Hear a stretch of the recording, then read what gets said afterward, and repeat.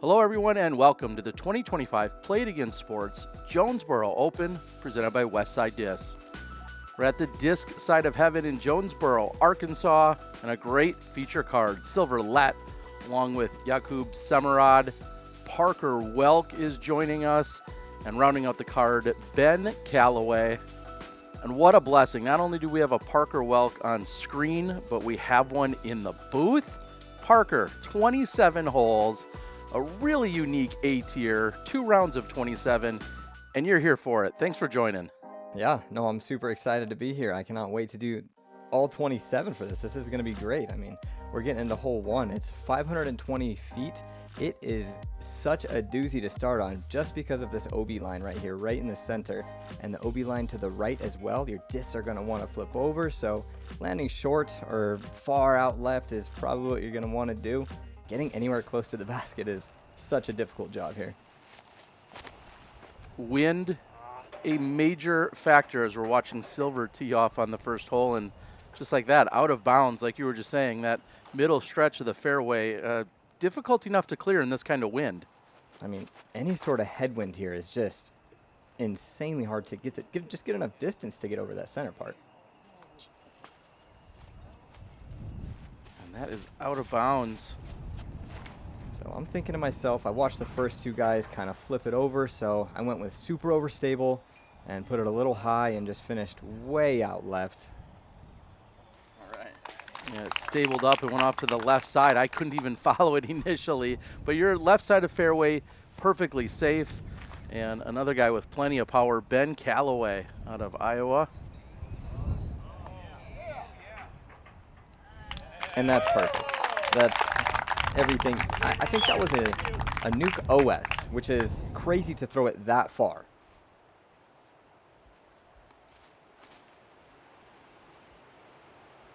And Jakub actually backed off of the OB line just a little bit so that he'd have a better angle at that. He's, of course, allowed to do so. Silver looking for his approach. Silver was questionable about playing this event. His knee was hurting, but he ultimately decided he was ready to go. And here you are from the left side of the fairway. There really isn't much over there from the left side. I kind of just wanted to be safe off the tee. And I mean, you can see the wind. It's just absolutely gusting. This is for your par as you go underneath. You don't draw any metal, but the problem with going deep on some of these putts is there's so much obstruction on each side of the basket as Jakub is able to walk away with the bogey 4. Yeah, and not only is there obstruction, this is quite a bit of a raised basket being on that log there. Oh no, is what you say, and just slightly off to the right side, but it looks like it carries. Yeah, I only tickled the chains there. I was trying to play the wind, aim right, have it swing back left into the basket, but it's often difficult to judge the wind. Come on, you just tickled those same chains. I mean, I'm expecting the wind to help me out here. Come on. Oh no. Less chain. What are you thinking at this point? This is crazy. Yeah, I don't believe this has really ever happened to me to this magnitude. So I'm kind of just thinking, like, there's no really laying up. Just put it in. But, I mean, every miss was on that side. I was expecting the wind to push it in, or at least help me a little bit more. And I'm kind of just head down, but I am smiling and probably laughing at it at this point. Oh, brutal. Silver, after watching yours, has that then scoop back out and then roll away, which normally you don't think much about this putt, but as we keep talking about, the wind is crazy. So this is for 5.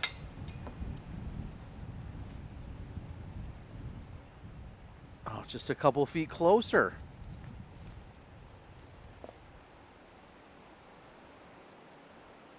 For triple bogey.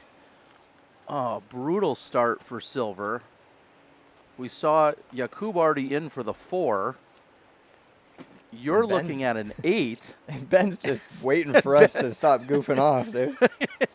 Could you guys get out of my way? I've got a birdie to pick up.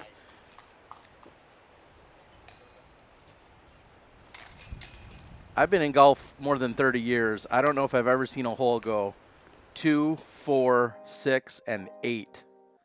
Yeah, pretty insane spread there. That's just honestly unbelievable. What do you have to do on hole 2, and what are you thinking at this point?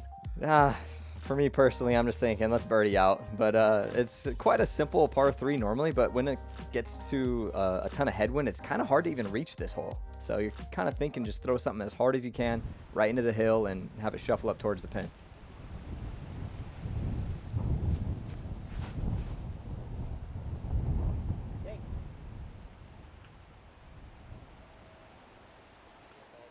Left side outside of the circle.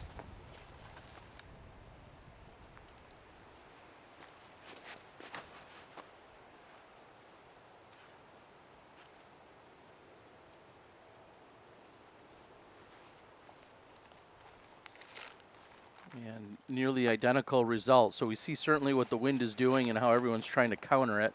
Yeah, we're going to see mostly forehands from Silver throughout the day as he pushes left. Only sidearms throughout the day, which is going to be crazy to watch.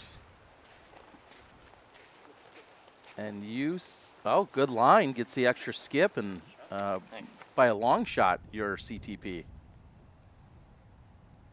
Yeah, watch the other guys go a little higher, so I wanted to keep it low underneath the wind, and worked out pretty good.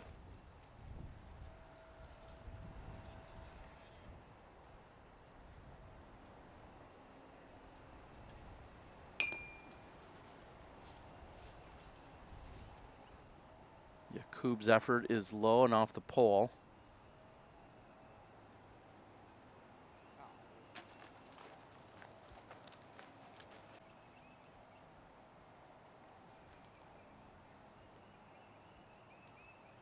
Looking for the ultimate bounce back? Yes. That is a crazy number to look at. +5 through 1. True. I can't even believe that. But I mean, name of the game, chip away, right? Like, that's what you got to do here. That's the only thing you can do at this point. Come practice, what are you thinking about on a course like this with 27 holes and how attackable it is in good conditions? Was there a number that you saw in practice that you thought you'd really like to, walk off the course with, roughly? Yeah, I think like a minimum of like a 9 down during like a less wind round would be pretty ideal, but nothing under that. But today's wind was just way windier than what we were expecting, so obviously scores are probably going to be a lot less. But as we get to hole 3, 315 feet, and if you have only a backhand here, this might be a difficult hole for you. Just because of the angle, you have to get that thing moving right, so you're going to see a lot of sidearms just high and out left and come crashing in towards the basket. Again, inside the circle. And maybe the most notable thing about this hole we're seeing this year, this is the first time people have ever seen this hole without a raised basket of some sort. We've been here for the Pro Tour for the last 7 or 8 years, and it's always had a raised basket, I feel like. And this time it's actually at normal height. So even to me, it looks kind of strange to see it at regular height. I guess you're right, because during practice, a lot of the time you're going to land in the woods towards the right of the basket, and this year you can like make it from there, but in previous years you're kind of just laying it up underneath the basket, so that does make sense. I didn't put that together. I think the only mistake you cannot make here, which none of you did, is coming in on that short right side and have an obstructed putt. If you miss it wide, okay, you might have a longer putt like we're seeing from Ben, but at least you're going to have a chance to make it.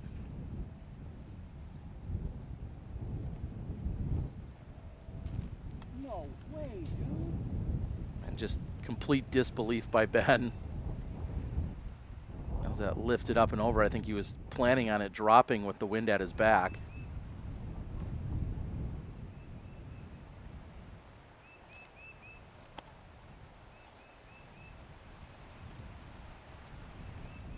Well, Silver's perplexed as well, same thing. You're a little closer, but in for birdie.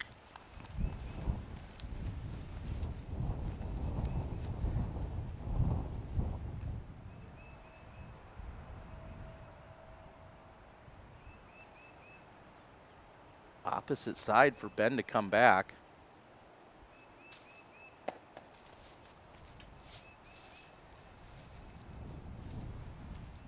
I think what is going on is the wind is kind of hitting that grouping of trees right there, and it's doing a little bit of a swirl action. So it's just very difficult to read there, and I don't think Ben was looking to have that putt from a knee behind that little tree as well, so it just made it an extra difficult hole for him.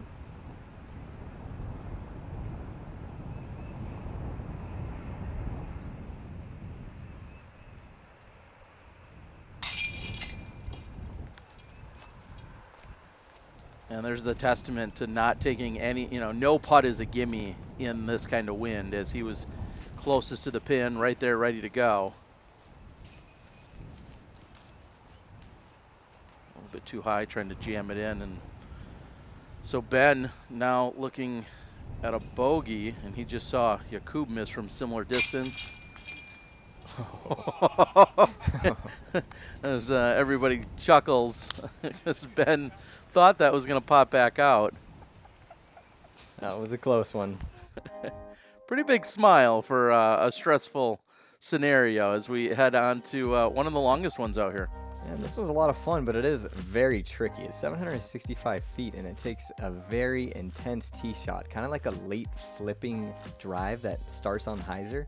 And then you're going to land somewhere near that pole, hopefully. And I think the second shot is a bit of a luck factory, because I think you're kind of aiming for that tree on the right and having it push through, or if it hits the tree, it's just going to drop and give yourself a circle two look.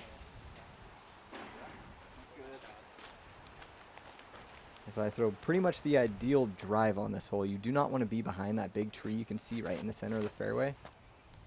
Because if you're behind it, it's very obstructed. Are you opposed to being right or left of it? I mean, it looks like left is obviously the preferred side, but is right still okay? Right is probably the better side. Okay. But it is very difficult to get to that right side. I think the only way you can kind of do that is if you do throw a sidearm like this. The wind is blowing from But every he gets direction caught at up the on same some trees, time. and he'll have a long ways to go. Yeah, and we just heard Silver say the wind is blowing from every direction, which is feels true with just all these hills out here, and like you said, the pockets of trees. The wind just continues to swirl from everywhere, and it doesn't feel like it's completely predictable or consistent.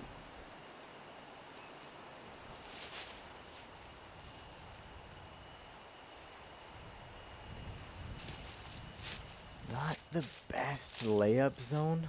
Not entirely sure where he was going for. Maybe a little bit further left or a little bit further right. But he'll have some tricks from there.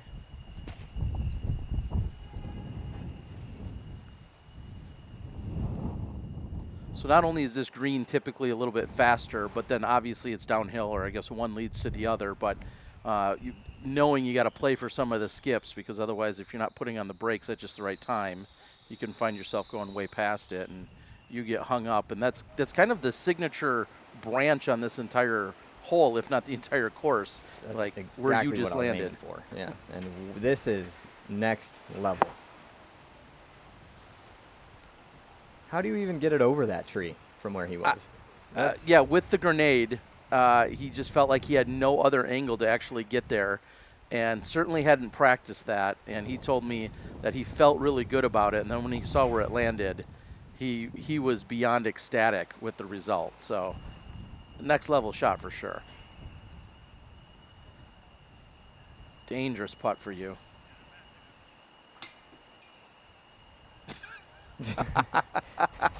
I thought it was in. We had a tailwind. I thought it was just going to drop right in there, but it was doesn't always on line the whole way, wasn't it? Oh, yeah.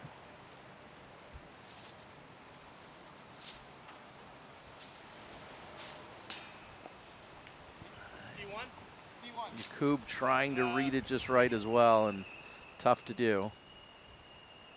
And it's hard to be confident when you're putting in this sort of wind. Everyone is going to be tentative. You don't want to go too far past the basket. As we just saw, 2 low missed putts.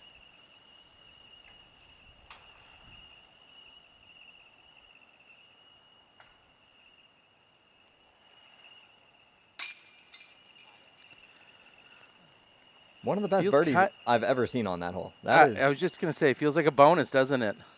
To go over those trees is just absolutely absurd. If you've ever played here, and go up to those trees, and next time you go and just look at it. as I do the signature lefty putt. Yeah, look at that.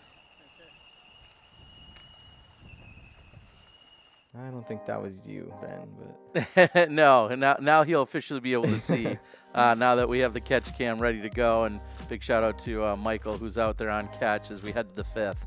yeah, this one's one that you kind of really look forward to getting when there's no wind. But for some reason, there's always just a strong headwind every single time you play this hole, which makes it so much more difficult. It's a tough hole because you want to throw a backhand that flips over, but in headwind, it's going to make it flip even more. So you'll see a lot of these drives kind of either missing low or right.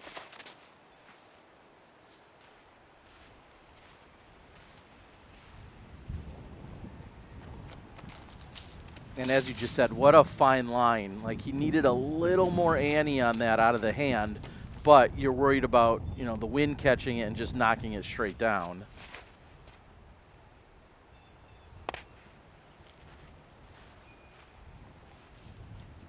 And there's that collection area. You're going to see a lot of disc land in there.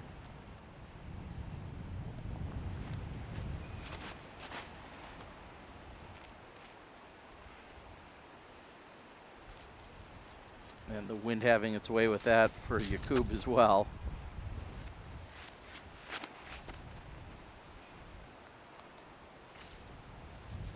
It's trying to fight so hard. Ultimately, a pretty good result. I think anywhere just looking at the basket is okay. But if you're kind of where I am with those trees in the way, it can get very tricky very fast. This too can be somewhat of a fast green as it slopes down behind the pin, and Jakub hangs that one too far to the left. So he's going to actually have a decision to make about how aggressive you want to be on the approach. And you're pretty much relegated to just pitching up, and you had a lane for it. So no harm, no foul, really.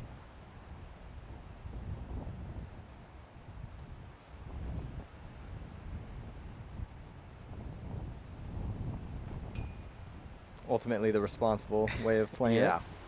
This is one of the more open greens on the course, so the wind is just howling here. Yeah, it's practically blowing out all the mics at the moment, and Jakub wants to save the par.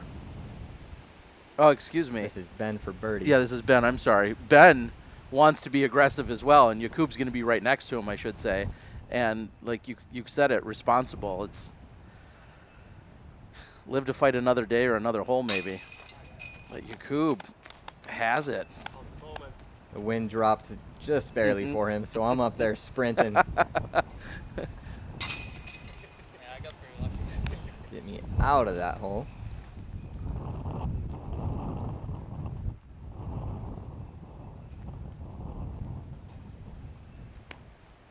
And when you lay up a hole like that, you always wonder, like, okay, I mean, what if I did run it? It probably would have gone in, but maybe it's like, okay, now I have a 40-footer comeback. So it's always a tough one to think about, but getting to hole 6 here, I like this hole a lot. It is playing, or it has played out as one of the easier holes in the past.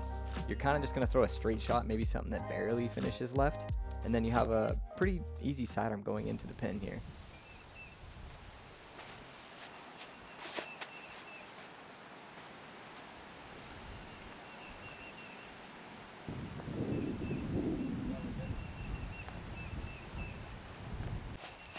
Yeah, as you said, as a righty backhand thrower, you just want it to go straight, maybe even push off to the right slightly, but the mistake you can't make, and yours was a good shot there too, is you just can't come in early left and not make the corner, or at least give yourself an open look. Yeah, the distance control is actually very difficult. I mean, especially if there's any sort of headwind. I know that Ben and I both threw distance drivers there, but normally you're going to see like some sort of overstable fairway. Great position for Semerád.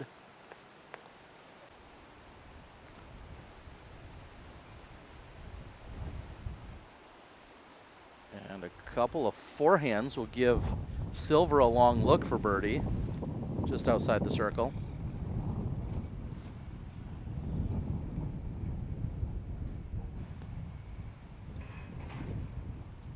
Great approach. I mean, you have kind of two options. You can either go really low or really high on the approach shot. I think when the wind is up like this, the low shot is probably better. Yeah, I mean, we can see that as we hear the wind ripping, it's as you guys are throwing it relatively low, it's like the wind wants to pick it up anyway. So yours just, a couple of great skips right next to the pin, and everybody else also has birdie looks from varying distances. From circle 2, though, Silver's look.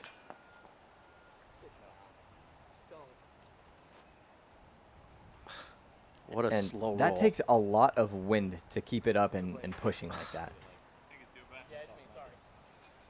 Pretty unfortunate break there. Definitely a tester putt coming up.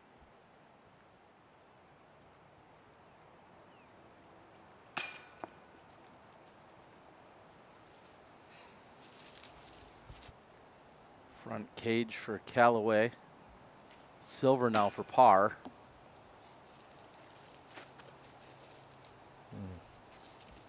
And there's that Yeah, common that one's miss going to that sting a little, right? we've been talking about it. I mean, everyone's just going to be missing low. It's so hard to keep the disc up without having like too much nose up and having it fly way past the basket. So you got to find that happy medium. Yeah, and then I think about 2 holes prior where you got the disc up plenty expecting it to drop, and it didn't. And that kind of just drives home the point how swirling and unpredictable some of these winds are. I think back on hole 4, your putt looked perfect out of the hand from that branch, and it ultimately goes up and over it still, or hits top, I should say. Yeah. It's every hole's its own battle out here as we head to the 7th. Getting to hole 7, we got the first hole where we can kind of just unleash the drive, throw it as hard as we want. Distance is way better on this hole. And if you guys follow Rasmus Sakropi, he almost aced this hole. He actually went 60 long off the tee, and the hole is 655 feet. It is absolutely wild. So we do have some danger, like right where your tee shot wants to land. There is that OB strip like we saw on hole 1. But once you get past that on your tee shot, it should be pretty routine going up towards the basket. It is a blind shot, though, and that's mainly the only difficulty there is I throw a pretty good shot right over the out of bounds. I was going to say, how content are you with that? I mean, you're the first one out there. It's in plain sight. We're watching Jakub, but how much do you love that drive, scale 1 to 10? That's a 10 for me. 100%. Okay. Yeah. I mean, maybe a 9.5. If you can throw it far enough to see the basket, that would be a 10. But just anywhere safe beyond the out of bounds is exactly what you're looking for here. Oh, Callaway trying to flex on you. I know. Extra 10 feet. I literally looked at him right after that, and I don't know what I said something along those lines of like, dang it, bro, you got me, or something like that. And that's that danger tree. He goes right through it. A lot of the time, we're going to see people hit that tree and drop directly out of bounds. So using Michael and those 2 trees kind of as your reference point that you want to come in just inside of those. And then obviously the sloped green being the major challenge here. And like you said, you can't see the basket from where any of the 4 of you are. So you're really relying on your practice and then just your visual aiming points. And I just smashed that. That's all on me. I think the lack of practice on this hole specifically, I only played it 1 time. I threw my drive way further than I thought. After watching Ben's upshot, I'm like, dude, you're like 80 short. And nope, he's 20. So bad on me, good on Ben. We hear the wind just ripping right now. Again, up on the top. We're not too far from where hole 1 starts. We're in that same vicinity, so whatever you guys were dealing with on the first hole, this is going to be kind of similar. Dangerous birdie look, and you called it earlier. Low seems to be the common miss, and understandably so.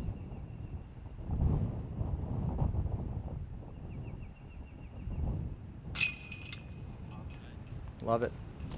Excellent birdie there. I think in the future, after watching him play, I'm probably going to go sidearm into the pin, and I think a lot of people might be doing that next year as well.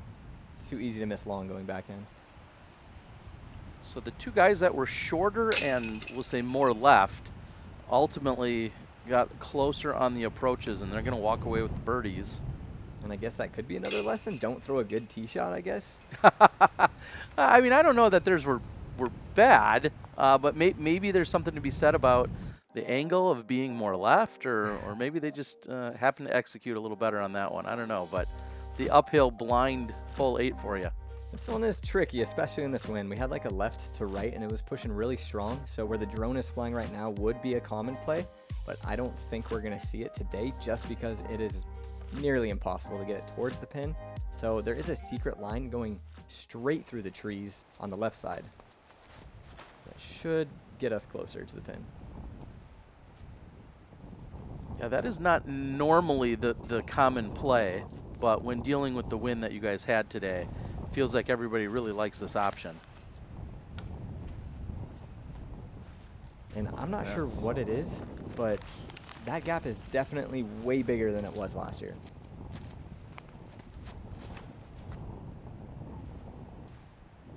Looking at 3 for 3 for getting it through, and not a favorable roll, but you're pin high. That's some pro backspin right there.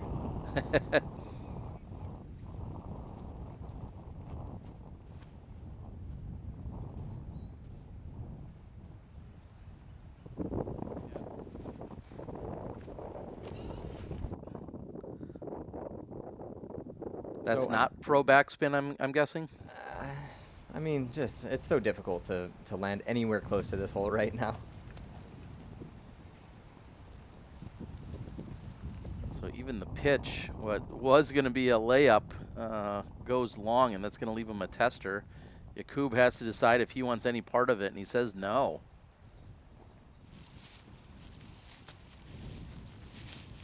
So I'm in that situation where I'm going to lift my front foot up. I'm just outside the circle. Lift my front foot up and then putt. My lie was actually on the back part of my foot. So it is legal as long as you are outside of the circle and you lift that foot up before you putt. Certainly a pro tip, and with a wide open stance, Ben's able to capitalize on the birdie.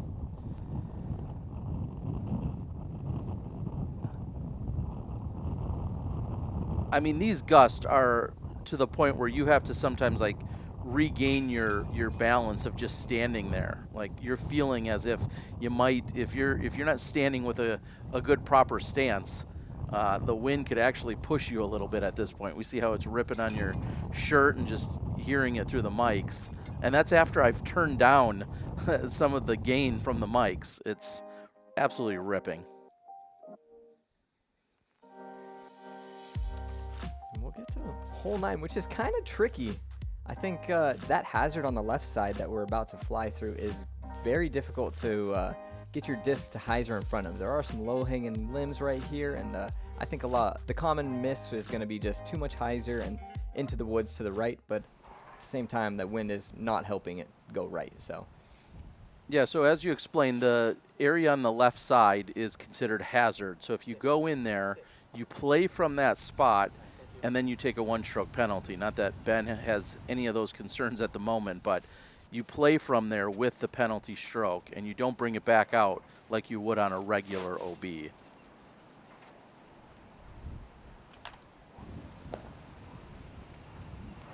that gets knocked down into the fairway. That was heading for the hazard, and pretty fortunate break to hit off that tree.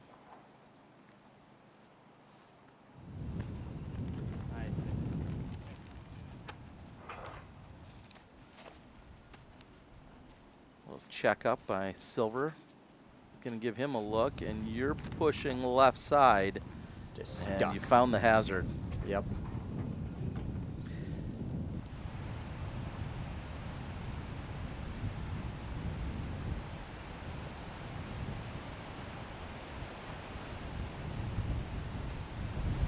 You can see the dirt blowing off and the leaves flying across. I thought layups were even hard.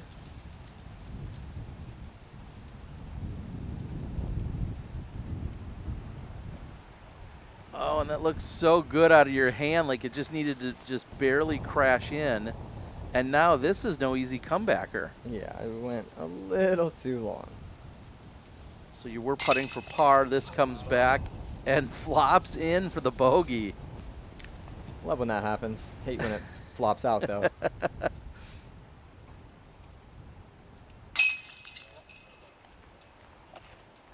And 2 excellent drives by Silver and Ben. Getting in circle 1 on this hole in this sort of wind with the sidearm is pretty difficult to do. Yeah, and Silver is going to come off back-to-back birdie. He's trying to fight himself back to that even range if possible. Again, you guys have 27 holes. That's something that's also really unique that we kind of glossed over. You play 2 rounds of 27. This is a Thursday, and then you'll play this is a Friday. Is a Friday, yes. Yeah, and then Saturday you'll play the other 27, and you'll have all 54 holes in as a PDGA A tier, which is the minimum. And this used to be the famed 18th, and now it's hole 10. Yeah, and I think of back when I watched Calvin, and I think it was Macbeth in some sort of, like it was maybe a playoff or something, but Calvin's throwing it to those trees in the middle of the fairway, which is something that you do not see. It's absolutely crazy. But for this one, there's OB on the left side and the right side pretty much the entire way. You're just going to want to land safe off the tee, and from there you're probably just going to scramble and hope you get a par, really. And Ben saying that he was super fortunate that kicked out and kept him in the fairway. And we haven't really talked about it. We see him on a few holes, but there's post in the ground, and that post on the bottom left of your screen a moment ago, that means you are 500 feet from the pin. And then the one that's more up the fairway indicates that you're 250 from the pin. I guess it's a blue wrapped post, and I think the other ones are red. But those are 500 foot and 250 foot indicators. And you've got just the right angles here. Yeah, great shots. What? But I think I would like to be further left or further right. Now I got those 2 giant trees to contend with.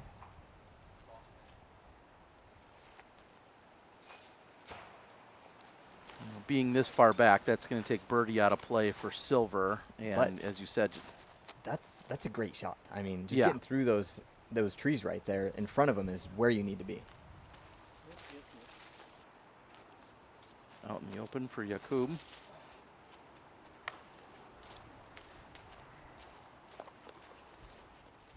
Surprising to see that.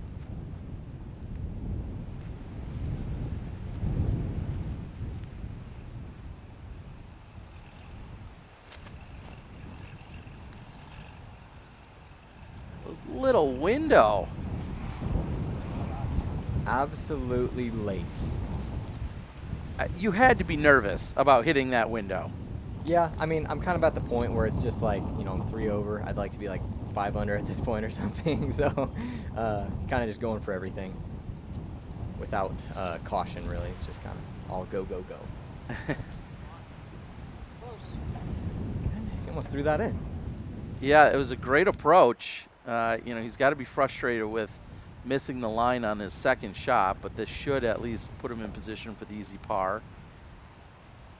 As Silver is going to have a look for par from short range as well. This is Jakub for his birdie technically, but I think he's just trying to put it close. And he played that hole, I think, perfectly. He kind of went great shot off the tee, layup, throw it towards the basket, and probably pitch it in here. So Jakub just dissected that hole. This is playing as the third most difficult hole on the course. Probably no surprises. I didn't even touch on it, but hole 1 was the most difficult hole out of all players. There's only 3 birdies, so you guys saw one of them. Hole 18 that you guys will finish on plays as the second most difficult, and this plays as the third most difficult. So wind or otherwise, I think those stats usually check out on calm days, and today the wind's not helping any of them. And a little bit of a special treat, we're going to see now 9 holes of the other course that we've never seen on professional coverage before. So you guys will head over to the other course, including this one, which is being labeled B10. Yeah, and I was told that this course was going to be like a pretty small and like maybe a little technical course. And when I step up to this hole, 430 feet, OB left, OB right island. It's like an OB long. It's what are we talking about, short course? But we're all throwing pretty much drivers, and I see people go high over the trees and kind of crash in. I think that's the way to birdie. But there's just too much wind for me to even feel comfortable with throwing it far enough to even reach the basket. Yeah, Ben is lining up the sky route.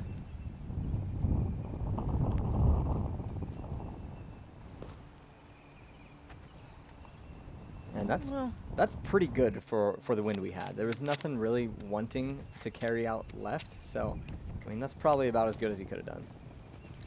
And with this tee shot, throwing exclusively a forehand with this wind, Silver's just stepping up saying, hey, all I want is a 3 to get out of here with, right? That's Absolutely. what he's playing for? Yeah. And Jakub is just outside the circle. Similar distance to Ben, and then you're just a little ways behind him. So a bit more technical than what he probably was hoping for. And he's coming close to that out of bounds line, but inbounds he will be and putting for par. Yeah, and just it may not be obvious to everyone, that's actually the fairway you guys just played. As you have a long look, but that's the fairway you just played. That's where the landing area is for hole 18, or excuse me, the previous hole, which is hole 10 now. But you guys were just there moments ago, so you're really just playing parallel back down this hill on the other side of the fence. Yep. Circle 2 look for Ben.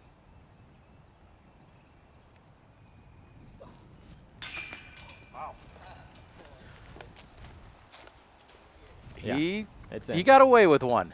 He knows it. That's what that big grin is for. Yeah, we were talking about it, and it definitely was missing left, and the wind just kind of held it straight. So he'll take that birdie, tap the band, and there's the grin.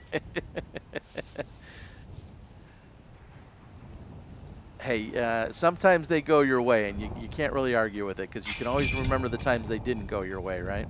Mm-hmm. And that is a great putt by Silver.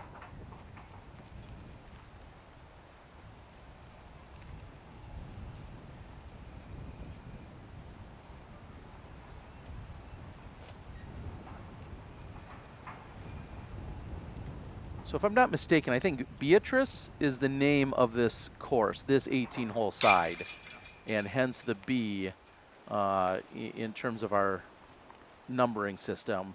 And we're going to play ultimately BP 10 through BP 18, and then jump back on hole number 11, which is the old hole 1 of what you're used to seeing at the Jonesboro Open. So if you're getting confused, don't worry. We'll walk you through it. And is this a gimme at just 215 feet? You'd think so. I mean, the gap off the tee is literally the only thing you have to worry about. If you get through the gap, you're putting for birdie. And I mean, even in this wind, you're really hoping for a birdie. But you know, as you can see, 215 feet, nothing to it really. Miss the trees and collect a birdie.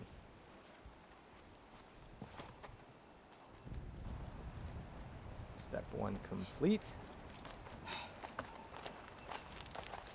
And there is that giant tree just to the right of the tee, and I don't know why, I always just think I'm going to hit it with my hand. And if there's something that needs to be done, I think it's move the tee 1 foot to the left or something. But that tree is definitely in my head. Yeah, understandable. As you know, you're worried about that, you know, your follow through as a righty backhand player, and you're quite a ways from it. I mean, you're a good 6 feet from it, but it feels so much closer. Well, and that's why I'm sure it's getting in your head. If you tee off from where the tree is, you're smacking your hand 100%. But if you tee off from the front of the tee pad, then you're fine. And I'm basically re-teeing, seems like, and I'll throw it up there. I had a pretty fortunate break to have it sit where it sat after hitting that first tree. And Silver doesn't quite have it, so he's going to stay at 3 over.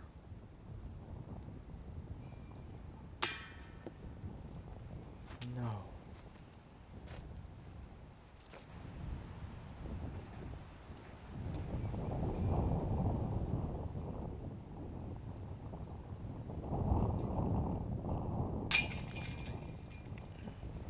Nothing for granted. This is the 4th easiest hole on the course. Played at 2.62 with about 42% of the field getting the birdie.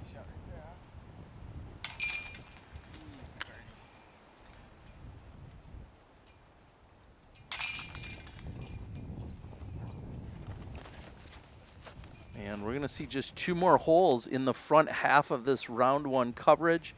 Big thanks to all of the supporters and everyone who's jumped on board. Big thanks.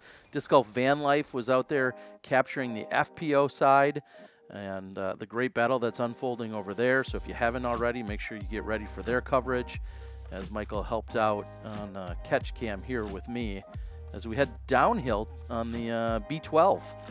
Yeah, another pretty fun part, or a pretty fun hole on this little back course. You're going to probably see mostly just sidearms out to the left, have it land probably 20 feet above the basket, and then you want it to kind of trickle down just a bit. Yeah, how tough is it to gauge such a downhill hole with the slope that's there?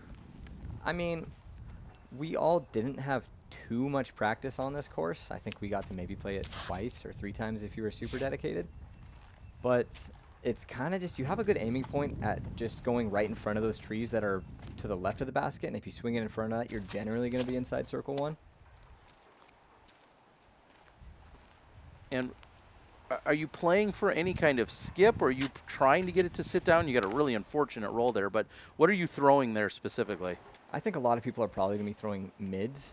I went fairway just to kind of have it not glide as much. I don't really have that super puddle top overstable slot in my bag, so I have it with a fairway. And I thought I threw my shot exactly how I wanted to, just a bad break, and Silver showing you exactly what you need to do on this hole.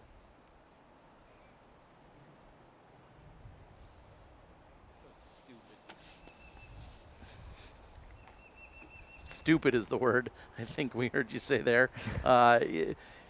Was it the obstruction, or was it just the fact that you had a bad wind read and weren't able to connect? It was the obstruction. I didn't have anything.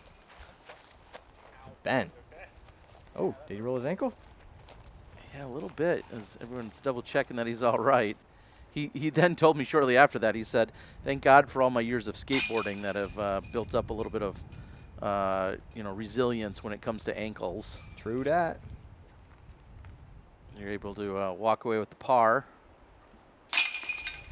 Something like a Justice isn't a possible forehand option for you here as a mid? Would be perfect.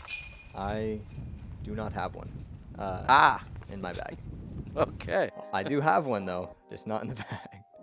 It's something I need to throw in there for sure. So we get to 13. I would be extremely surprised if this wasn't the easiest hole on the course. You can stat check me on that one, but really the only trouble here is if you get it roll away. I mean, if you throw something into the woods to the right, maybe it could be bad, but I mean, I doubt anyone's really going in the woods to the right. Well, you're pretty good. This tied for the second easiest and only behind the first easiest by a single birdie. So there were ultimately were 30 birdies on this hole out of 52 players. B18 had 31 birdies. And so you're right, definitely one of the easiest, kind of a must get on this course.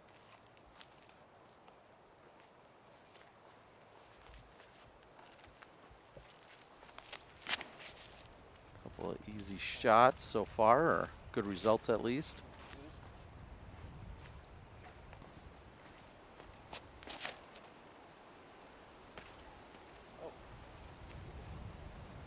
What just happened? Nice. Well, somebody made it look easy. Yep. I'd love for you guys to tell us if you like the idea, if 2 rounds of 27, it's still 54 holes, like many of the tournaments you watch, but is 2 rounds of 27 more or less palatable? Is it something that you like to see? You could put that in the comments, like, share, subscribe, do all the YouTube things. As we're watching Ben get to 5 under here on the front. Excuse me, now goes to 6 with that. And Parker, if I'm not mistaken, I think we've got you both rounds, regardless of how things shake out and who's in it or who's not. You're here for both rounds of commentary, huh? Yep, I'm locked in. Can't wait. Be a lot of disc golf left, and I'm excited for it. All right, that's a sweet birdie, a star frame as you guys close out the front half. Again, like, share, subscribe, do all the YouTube things. I appreciate you guys, especially to all the sponsors and the Patreon supporters, along with my channel members. For Parker Welck, I'm the Disc Golf Guy, and we'll head to the back where I'll find you in the fairway.